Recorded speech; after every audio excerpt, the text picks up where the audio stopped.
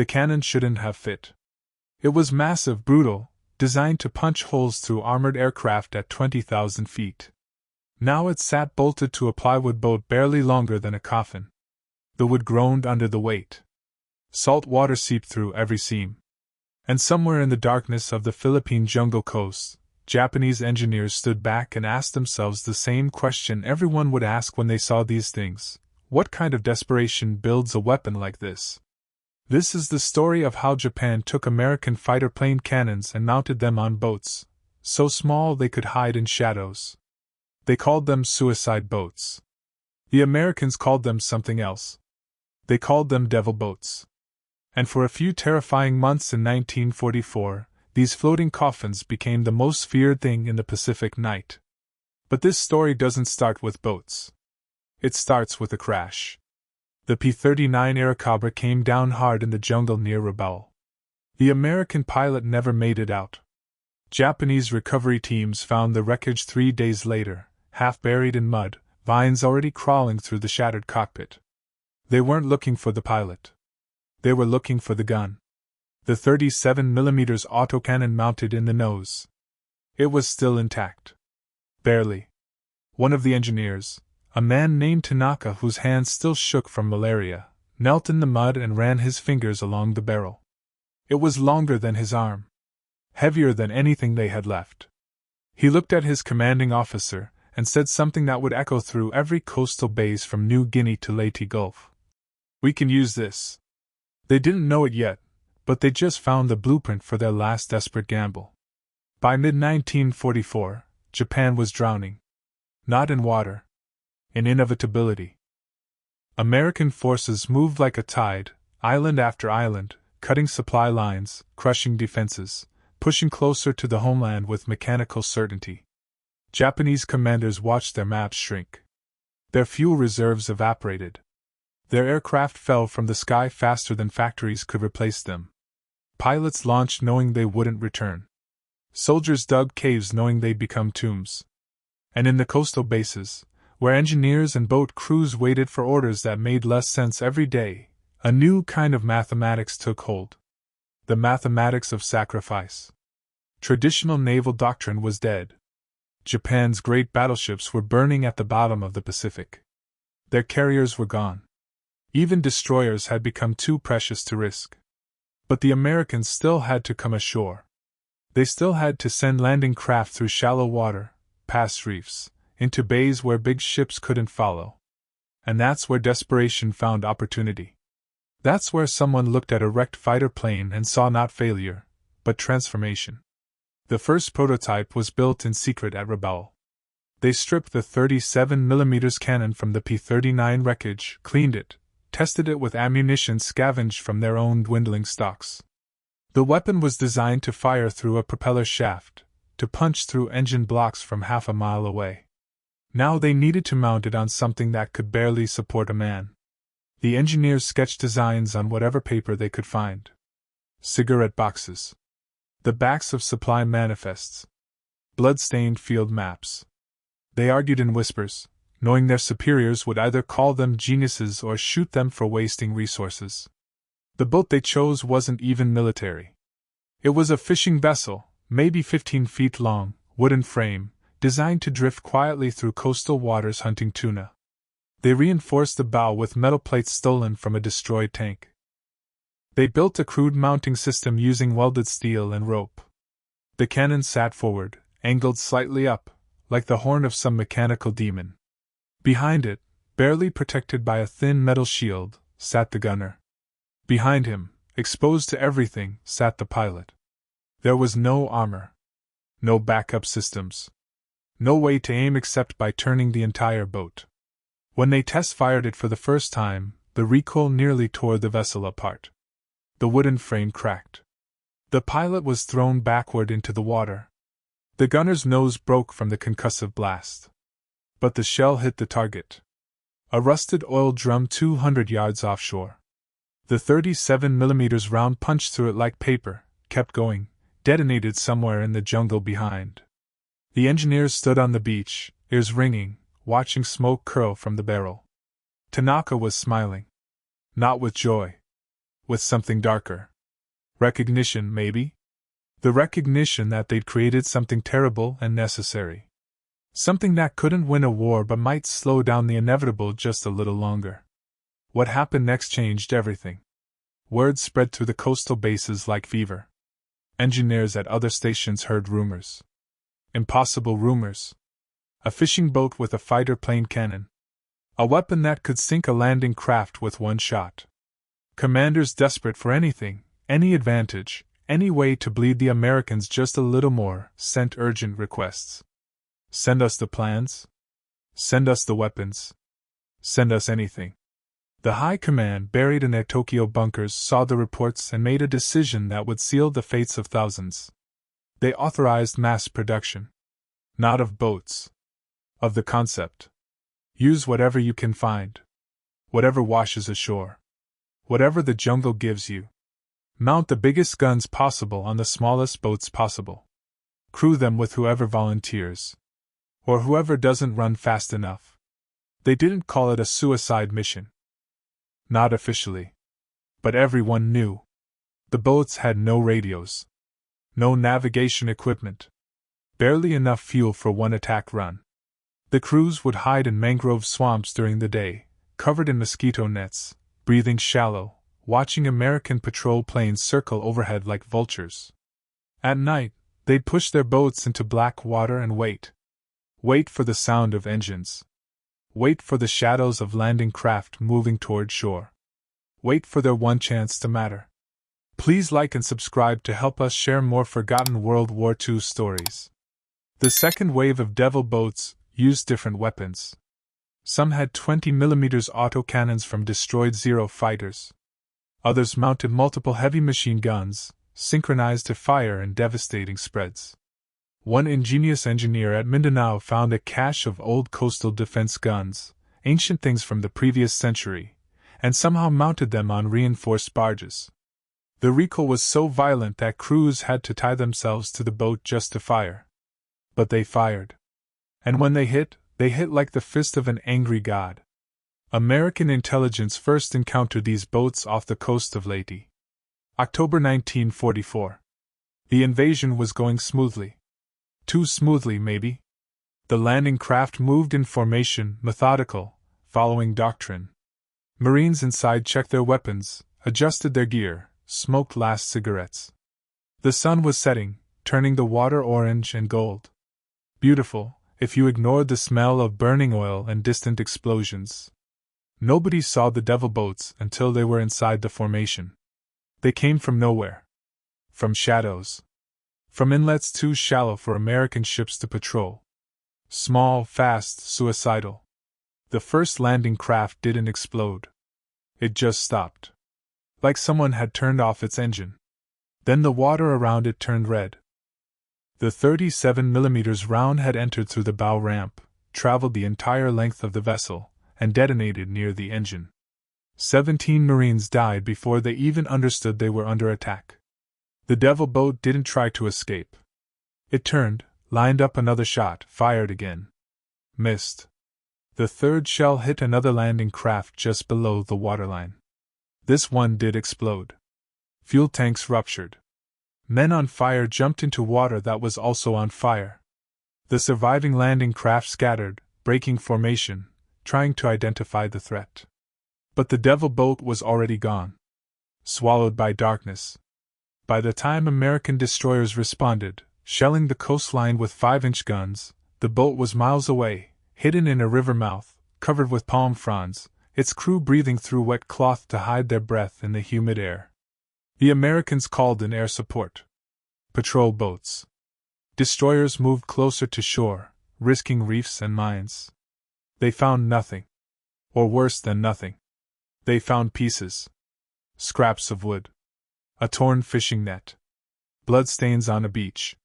But no boats. No weapons. No bodies. It was like fighting ghosts. Ghosts with anti-aircraft cannons.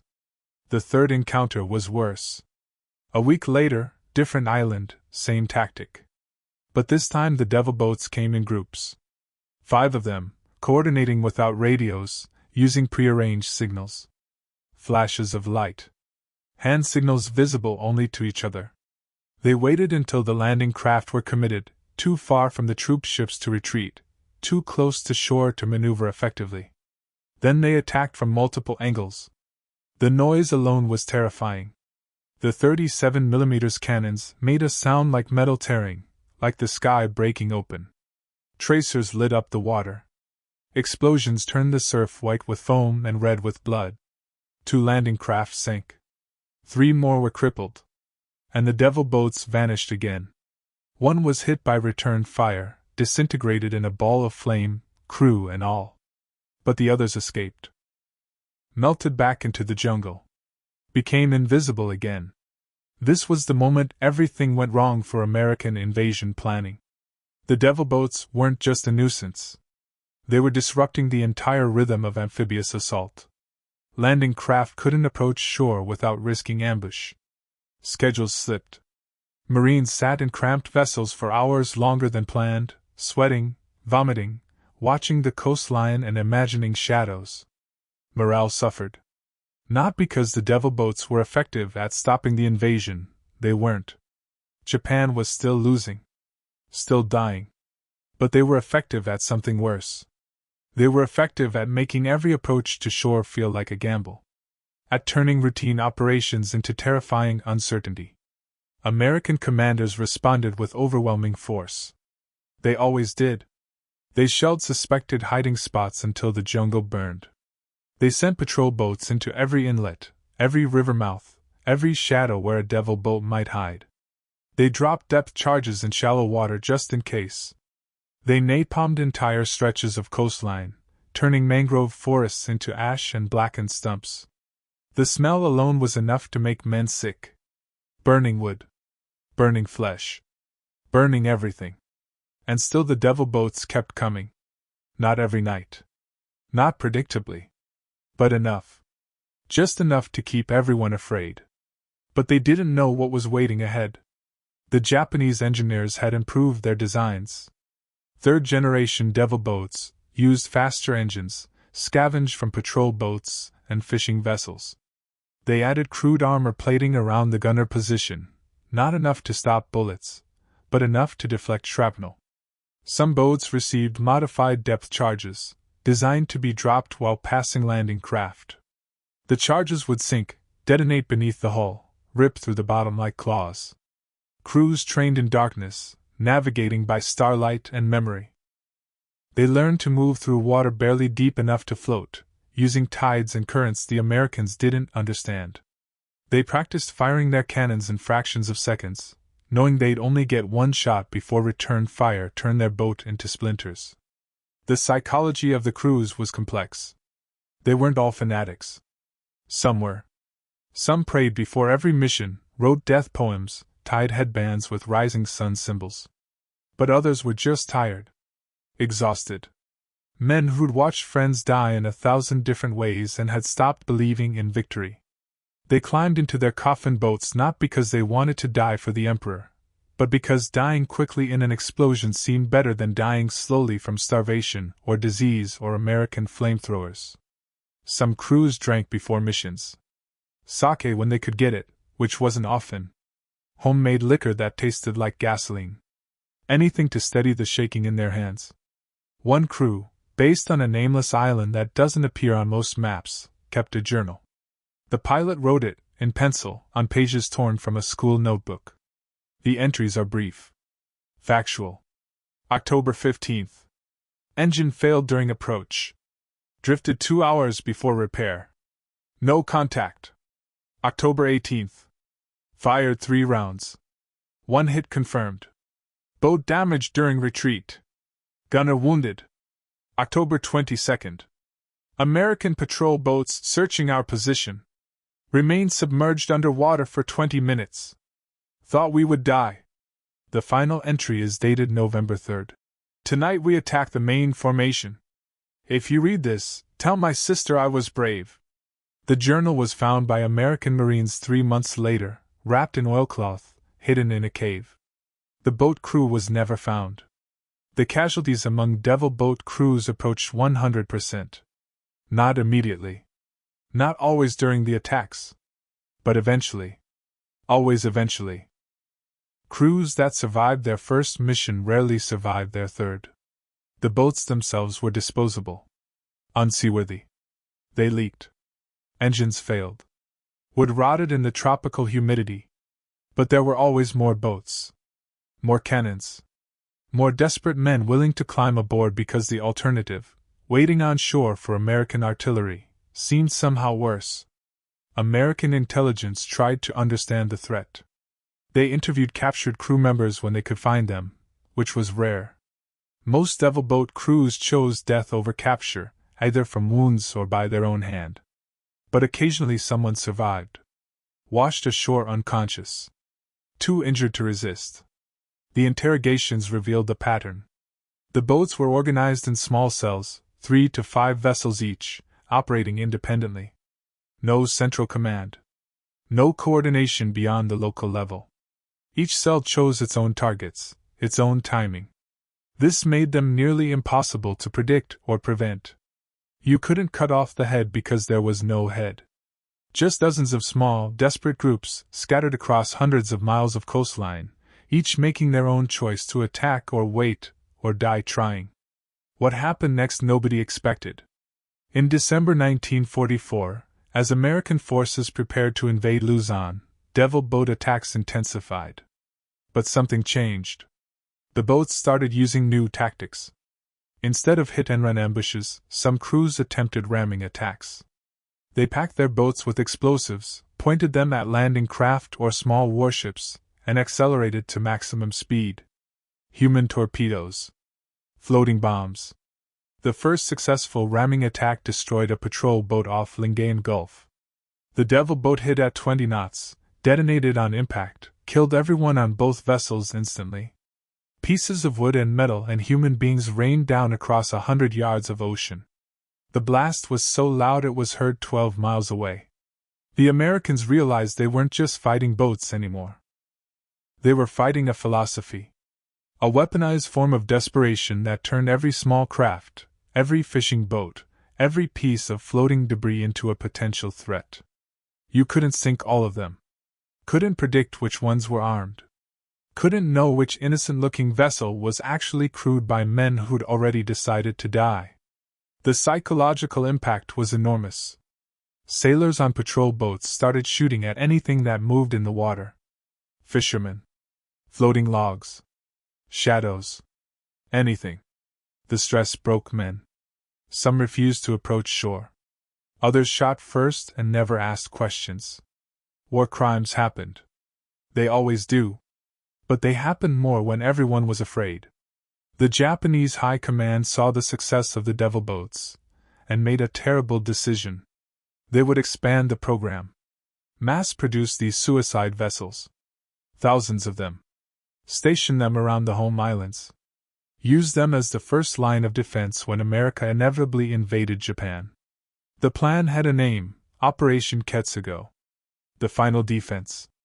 It involved thousands of Devil Boats, tens of thousands of suicide planes, millions of soldiers and civilians armed with bamboo spears, all committed to a single goal: make the invasion so bloody, so costly, so horrifying that America would negotiate peace instead of demanding surrender. Engineers across Japan began converting every boat they could find. Fishing vessels. Pleasure craft. Anything that floated and could carry a weapon. They trained crews by the thousands. Teenagers, mostly. Boys who should have been in school. Old men who should have been fishing.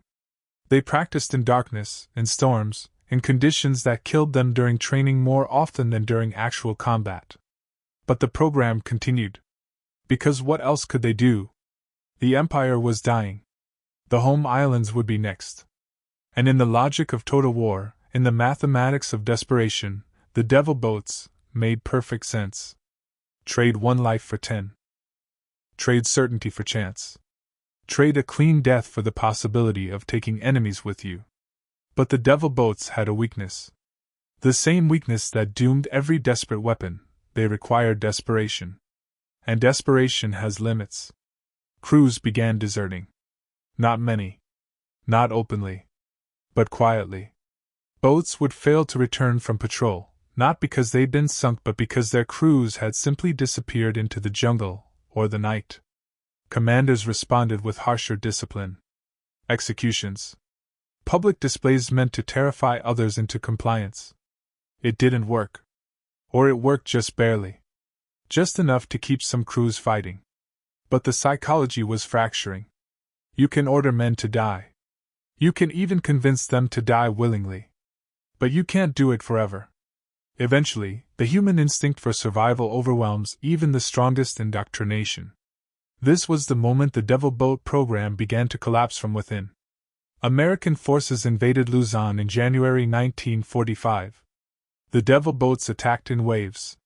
Dozens of them. Maybe hundreds. Nobody knows exactly how many because the chaos was total. They came at night, as always, but this time in coordinated groups larger than anything seen before. Some carried cannons. Some carried explosives. Some carried both. The American response was apocalyptic. Destroyers fired star shells that turned night into day. Machine guns from 100 different vessels created overlapping fields of fire. The water turned white with tracers, red with explosions, black with smoke. Devil boats exploded, disintegrated, burned. Some got through. Some hit their targets. Landing craft sank. Men died. But not enough. Never enough. The invasion continued. The beachhead held. And by dawn, the Devil Boat fleet was gone. Destroyed. Scattered. Burned to ashes floating on an oily sea. The survivors retreated to coastal caves, to river hideouts, to anywhere the Americans wouldn't immediately find them. Some crews tried to rebuild. To repair damaged boats. To scavenge new weapons. But the supplies were gone. The fuel was gone. The ammunition was gone. And slowly, one by one, the crews themselves were gone. Killed in American artillery strikes. Captured during cave-clearing operations. Starved when supply lines collapsed completely. Or simply dead from disease, from exhaustion, from the cumulative weight of months living in humid caves breathing mold and fear. The last confirmed Devil Boat attack occurred in March 1945. A single vessel, identity unknown, attacked an American supply ship off Mindanao. The boat managed to fire 2 rounds before being obliterated by return fire. 1 round missed. 1 round hit, killing 3 sailors and wounding 7 more. The Devil Boat and its crew ceased to exist in a fraction of a second. The American ship continued on its mission. The supply line never stopped. The invasion never slowed. And somewhere in the darkness of the Philippine coast, the last Devil Boats rotted in their hiding places, their crews either dead or vanished, their cannons rusting, their wooden hulls dissolving back into the jungle that had briefly sheltered them. After the war, American intelligence compiled reports on the Devil Boat program. The official documents are dry. Statistical. They estimate between 50 and 70 Devil Boats were constructed. They estimate crew casualties at over 90%. They estimate American losses attributed to Devil Boats at approximately 200 killed, 400 wounded, multiple vessels sunk or damaged. The numbers are precise. Clinical. They tell you what happened but not what it felt like. Not the fear on both sides. Not the desperation that built these floating coffins in the first place. Not the strange, awful creativity that looked at a crashed fighter plane and saw salvation. Not the humanity of men who climbed into boats knowing they wouldn't climb out, not because they were insane but because the alternative felt worse. Some Devil Boats were never found. They disappeared during the war and stayed disappeared. Maybe they sank in storms. Maybe their crews sabotaged them and walked away. Maybe they're still out there, buried in silt, covered by decades of jungle growth, their cannons rusting into nothing, their stories known only to whatever fish swim through their rotting hulls. Occasionally, even now, fishermen find pieces. A corroded engine block. A metal plate with Japanese markings. A cannon barrel so rusted it barely resembles a weapon anymore. They pull these things from the ocean or the river mud and wonder what they are, what desperate hands assembled them, what final moments these objects witnessed. The P-39 Airacobra that started it all, the crashed fighter whose cannon became the blueprint for Japan's last gamble, was never recovered. The jungle claimed it. Within months it was invisible beneath vines and new growth. Within years it had rusted into fragments. Somewhere in the mud near Rabaul, pieces of that aircraft still exist. The cannon that was stripped from it, that was mounted on a fishing boat, that fired perhaps a dozen rounds before the boat was destroyed and its crew killed, that cannon's fate is unknown. It might be at the bottom of the Pacific. It might be buried on land. It might have been recovered by scrap metal collectors decades ago and melted down, transformed into something peaceful, something that has no memory of war or desperation or the strange mathematics that turns fighter planes into boat weapons. What remains is questions. Always questions. The devil boats were militarily insignificant. They didn't change the outcome of the war. Didn't slow the American advance more than a few days, a few hours. They were a footnote. A curiosity. A desperate improvisation that briefly troubled an inevitable victory. But they mattered. They mattered to the men who built them, who crewed them, who died in them. They mattered to the Americans who faced them and learned that desperation makes different rules. They mattered because they represent something larger than tactics or technology. They represent the moment when a nation, an empire, faced its mortality and responded not with surrender but with transformation. With creativity born from necessity. With violence born from the absence of alternatives. The engineers who designed these boats, men like Tanaka who knelt in jungle mud and saw possibility in wreckage, most of them didn't survive the war. Some died in Allied bombing raids. Some starved. Some were executed by their own commanders for various real or imagined failures. A few survived. They went home to a Japan that no longer existed, that had been burned and rebuilt, that wanted to forget everything about those desperate final years. They never spoke about the devil boats. Not publicly. Some wrote memoirs decades later, brief paragraphs buried in larger histories. We did what we thought necessary. We were wrong. The war was already lost. But we didn't know how to stop. The words are simple. Almost apologetic. They don't capture the smell of the jungle, the weight of the cannon, the sound of wood cracking under recoil, the faces of teenagers who would never become anything other than ghosts. The American sailors who faced the devil boats went home too. They told stories. Bar stories. Stories that got bigger with each telling until they became legend. Boats the size of canoes carrying guns the size of howitzers. Kamikaze pilots on water. Japanese supermen who could navigate in absolute darkness and hit targets with one shot. The truth was smaller and sadder. The truth was fishing boats and desperation. But the legend persisted because the fear had been real. The danger had been real. And in the economy of memory, fear matters more than facts. Modern historians debate the devil boats. Some call them a war crime, a violation of the laws of naval warfare, suicide weapons that blurred the line between legitimate combat and terroristic desperation. Others call them a reasonable response to overwhelming force, a guerrilla tactic no different from partisans or resistance fighters using whatever weapons they could improvise. Both arguments miss something essential. They miss the human element. The choice that wasn't really a choice. The moment when you're handed a weapon too big for its platform, pointed at an enemy too strong to defeat, and told that your death might matter, might slow them down, might buy one more day for people you'll never meet to do something you'll never see. And you climb into the boat anyway. Not because you're a fanatic. Not because you want to die. But because all the other options have been exhausted or taken away or destroyed, and this small, terrible choice is the only one remaining. The P-39's cannon wasn't designed for boats. It was designed for altitude, for thin air, for dogfights between aircraft moving at hundreds of miles per hour. Mounting it on a wooden fishing boat was absurd. Impractical. The recoil alone could break the vessel. The weight destabilized everything.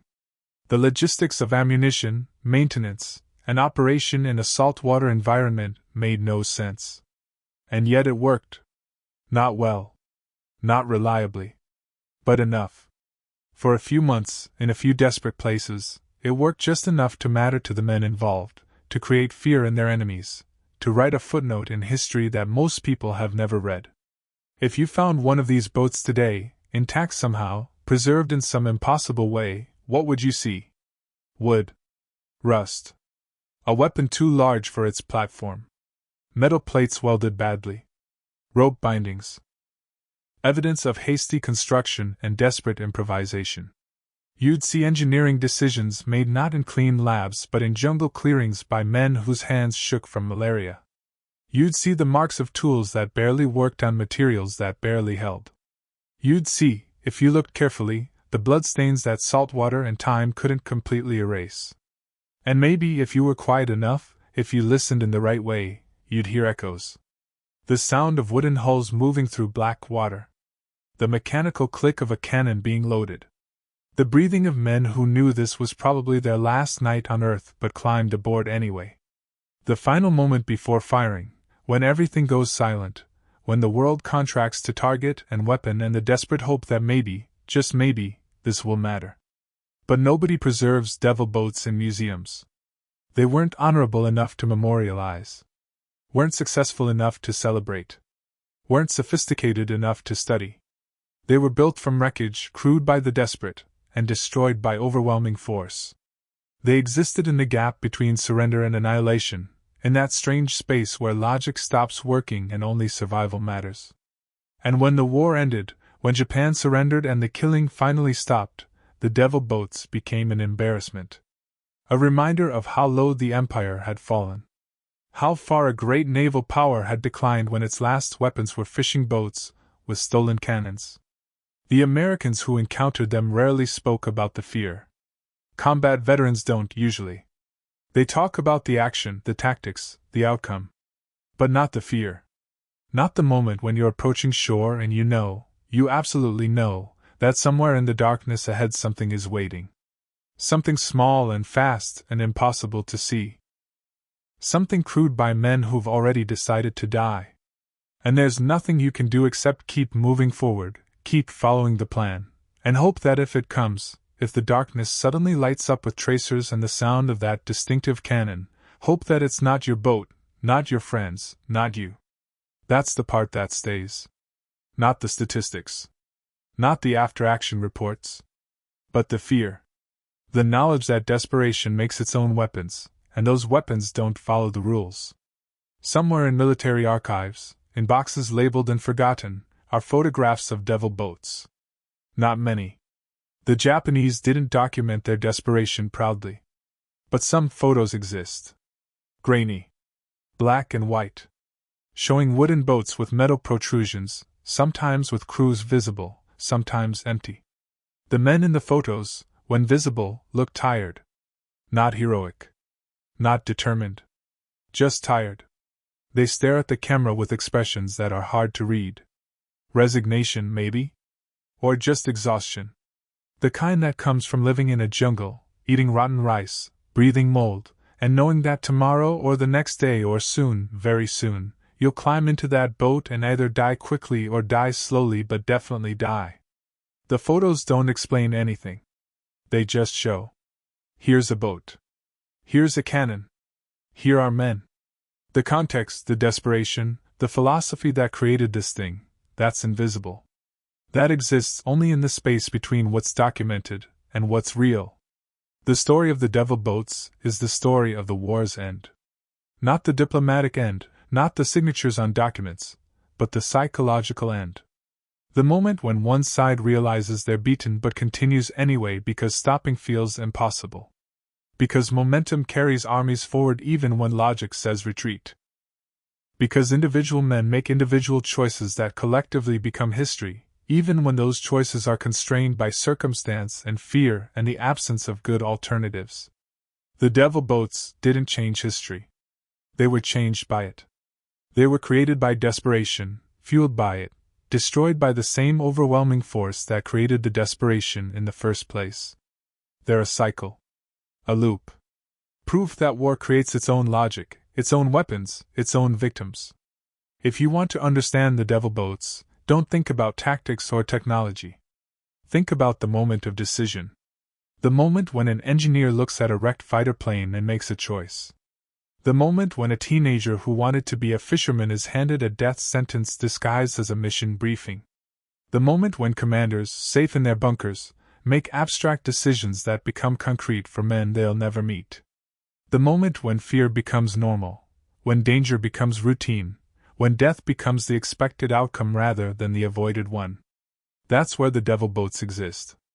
Not in the physical world of wood and metal and gunpowder, but in the psychological space where desperation transforms into action.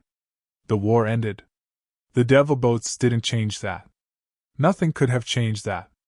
Japan was beaten by August 1945, beaten so thoroughly that the only question was how many more would die before surrender.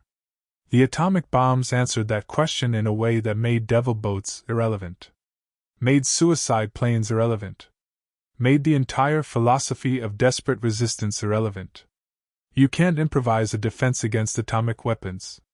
You can't hide from them in coastal caves. You can't train teenagers to pilot fishing boats against them. The scale had changed. The mathematics had changed. And suddenly, in that terrible flash of light, the devil boats, and everything they represented became obsolete. But for a few months, in a few desperate places, they existed. They were real.